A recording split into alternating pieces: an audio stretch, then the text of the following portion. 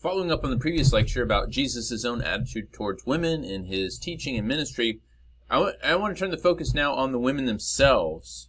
No surprise, it's not obvious reading through the Gospels that there are women that are part of the story. If you read quickly, if you read without looking, it's easy to focus on the big flashy male characters. People like Peter, James, John, the Pharisees, Caiaphas, Pilate. But if you read more critically, if you read through this feminist lens, if you look for the women and you begin piecing things together, you'll be surprised that women are an essential part of the gospel story from beginning to the end. These aren't women who are merely acted upon by men. These are women who are driving the narrative. It's no exaggeration to say that there could not have been the story of Jesus and the ministry of Jesus without these women. And we noted last time that the gospel stories begin with a woman, Mary's ascent to the angel, to God really, that God's word would come and dwell in her. Mary will later become a model Christian believer as well as a model of the church. We're going to talk about her more in the Middle Ages, where she becomes a really important figure. She remains to this day the most venerated Christian saint. So after Jesus himself, more people in the world, about 2 billion, have some kind of respect for Mary. But she's an essential figure. And I can't say all that I would like to say about Mary, but let me point this out. She's listed there with the prophets like Anna and Elizabeth, and the actual textual structure of the Annunciation narrative, that's where the angel appears to her, closely resembles the narratives of prophetic calling in the Old Testament, Jeremiah, Isaiah. So here I've lined up a comparison between Isaiah 6, where Isaiah has the temple vision, and Luke 1, and you see that her story fits really closely. The divine epiphany or confrontation. Isaiah finds himself in the temple court. Mary is in her room, and an angel appears. A word from the divine. In the case of Mary, it's mediated through the angel, the Lord is with you. The prophet objects. Isaiah says, "Woe is me," and Mary was much perplexed. She's confused by all this. But the angel says, "Don't be afraid." And then after some more conversation, we get the ascent. And notably, it's the same words in Isaiah, in Jeremiah, really throughout the Old Testament. "Here I am." And what does Mary say? "Here I am, servant of the Lord. Let it be with me according to your word."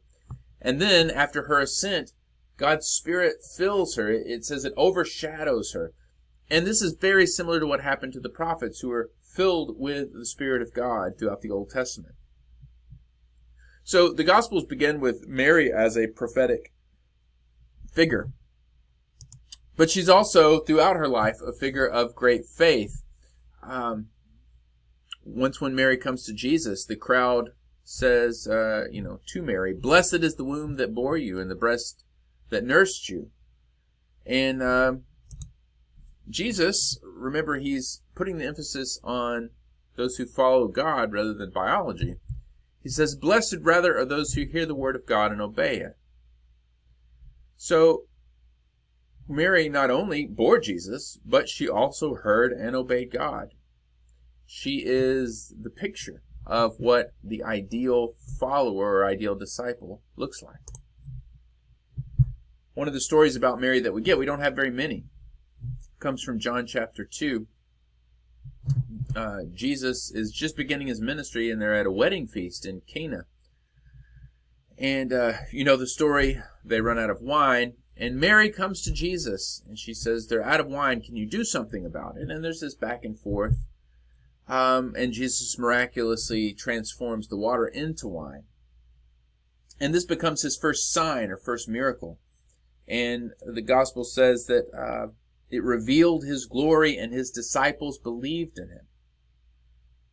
Now, who was it that prompted this, that made it possible? Well, it was Mary suggesting to Jesus that he do something about it.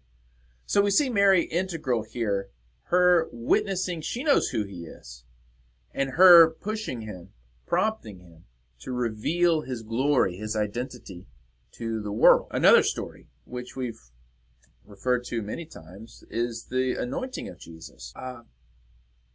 This is at the end of Jesus' ministry, so before he is crucified. And here I'm pulling from Mark's version. He is at Bethany, at the house of Simon the leper, and a woman came in with this expensive perfume and poured it on his head. Now, a few things I want to know about this version of the story. She's not named. We've already seen that. There is a version of the anointing of Jesus in 3 of the Gospels, Mark, Luke, and John. And they're all a little different. Sometimes people have tried to make them into one anointing story, but there are details that are hard to line up. For example, in Luke's and John's version, it's Jesus' feet that are anointed, but here it's his head. In John, it's Mary who does the anointing, and she's just doing it out of gratitude. In Luke, it's a sinful woman who's doing it in penance. She's doing it in gratitude for forgiveness of sins. Here, it's a woman who's anointing his head. Well, as you can see from this image, this is a symbolic gesture. Priests were anointed in the Old Testament by prophets like Samuel, and kings were anointed by prophets.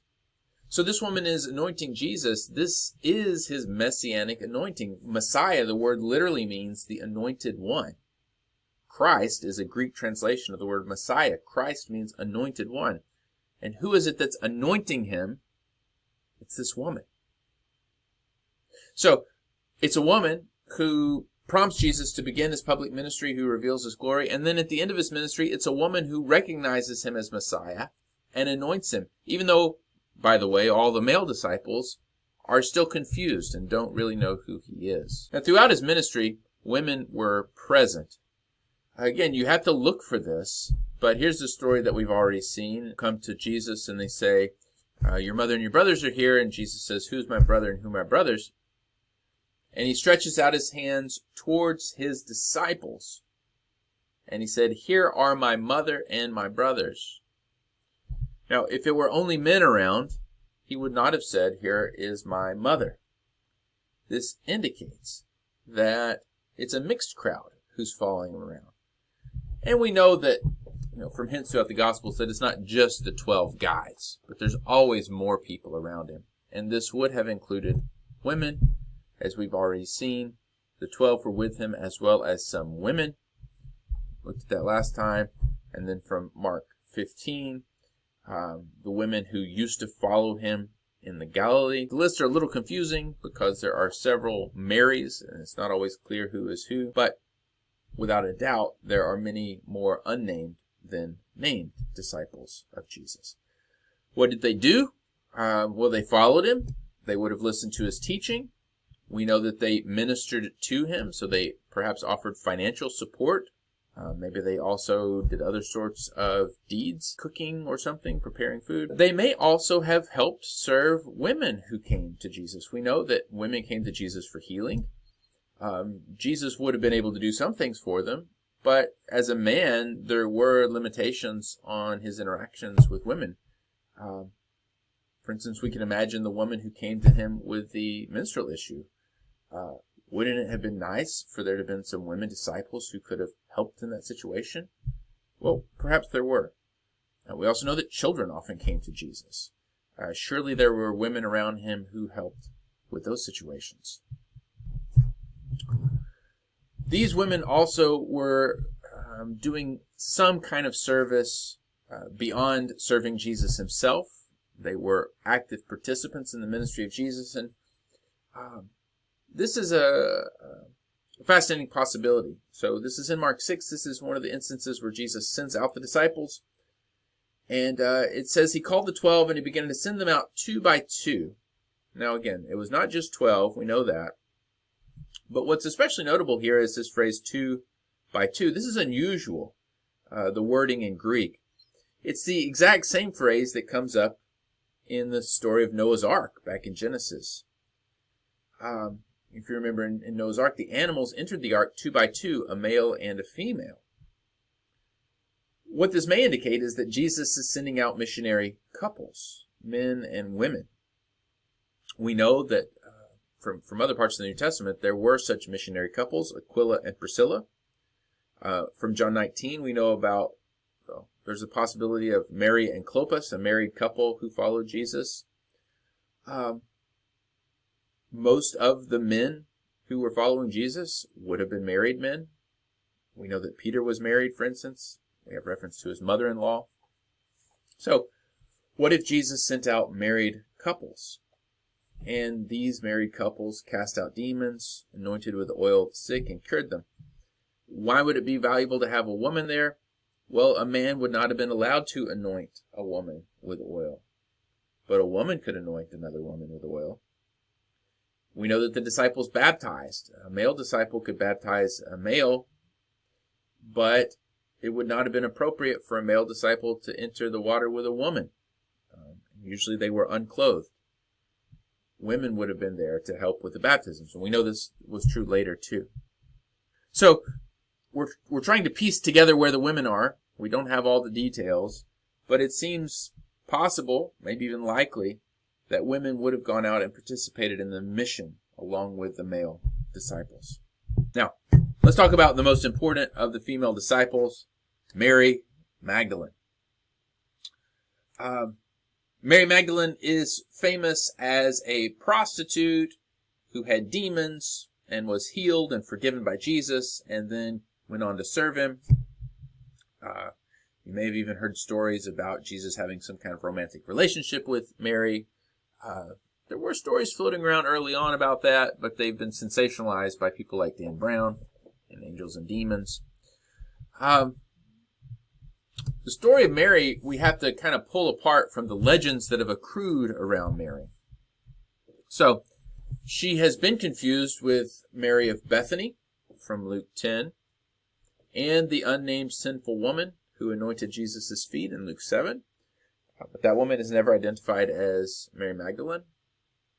And we don't really have any reason to think she's the same as Mary from Bethany. We also don't have any textual evidence that she was a prostitute. Nothing in the Gospels say Mary was a prostitute. She had demons. Jesus cast them out. She was identified as a prostitute by Pope Gregory I in the 6th century in an Easter sermon. And that has stuck. This is again a product of pulling together multiple stories from the Gospels and trying to harmonize them. Also with the fact that Jesus did minister to prostitutes. It just made for a better story if she is a redeemed prostitute. But it's also an example of a woman being devalued. Why can't she just be an ordinary woman or a sick woman? Why does she need to be this penitent prostitute? So what do the Gospels say, cutting through the legends that have accrued around her?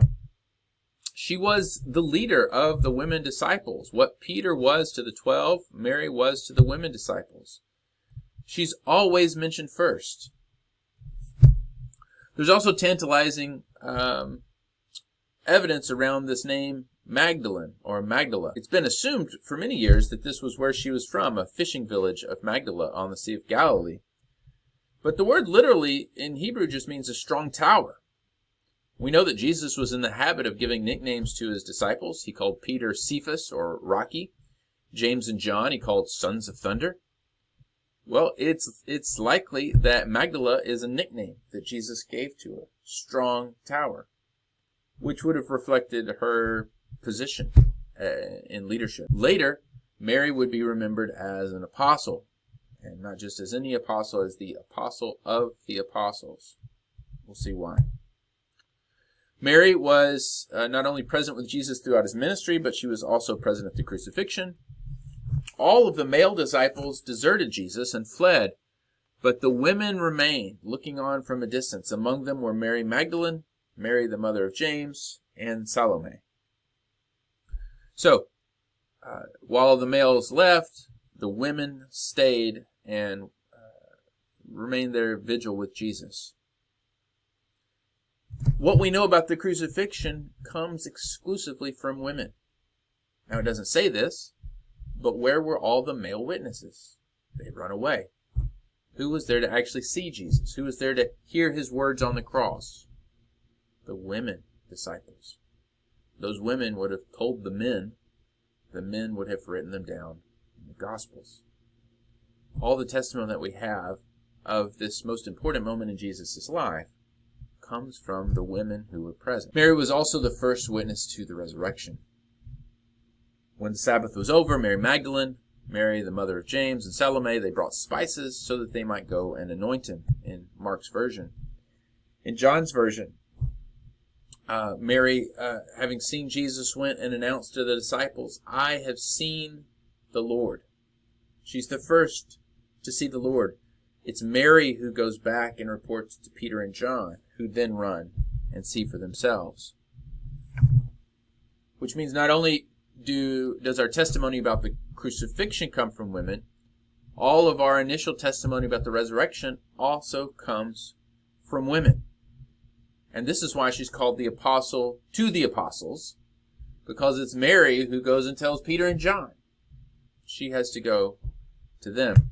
Now this is extraordinary, because the Gospels what the Gospels are saying is that the witness to the most important event in history, the resurrection, is a woman. If you recall, women were not allowed to testify in court because they're too flighty and childlike, according to Josephus. Here's Josephus again in one of his writings: "Let not the testimony of women be admitted on account of the levity and boldness of their sex." In other words, they're flighty, they're childlike. The Gospels chose a weak person, weak in the eyes of society, to be the witness here. Why not choose someone who is really believable? A male voice, maybe a male in authority.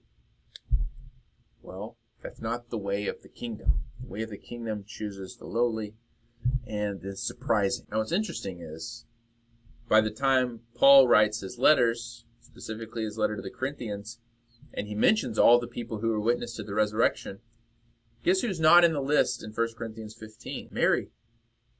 Mary's gone. The lady's vanished. He mentions Peter, he mentions James, he mentions a crowd of disciples, 500, but Mary's not in the list. So already, the traditions of Mary's witness to the gospel were lost or overlooked or ignored in favor of the stronger testimony of the men. So, there's more that could be said. There have been multiple books written recently on the women of the Gospels. There's several documentaries out there. I encourage you to follow up. There's a lot more interesting textual things that we could look at if we had time. But here are the main points that I want you to take away. The Gospels begin with a woman's prophetic call, Mary, and her assent to let the Word of God dwell in her. And she's the first witness to Jesus as the Messiah, and encouraging him to reveal his glory to the world. Women are portrayed as model disciples who do not deny Jesus, like the males, or abandon Jesus, like the males. It's the women who actually understand who he is. And so, for instance, it's a woman who anoints him as Messiah, just like Mary recognizes him as the Messiah, the Son of God. And it's a woman who was chosen to be the first witness and proclaimer of the resurrection. She is the first evangelist, the first proclaimer of the good news, as she goes back to Peter, James, and John, and says, "Come and see, the Lord is risen. I have seen him."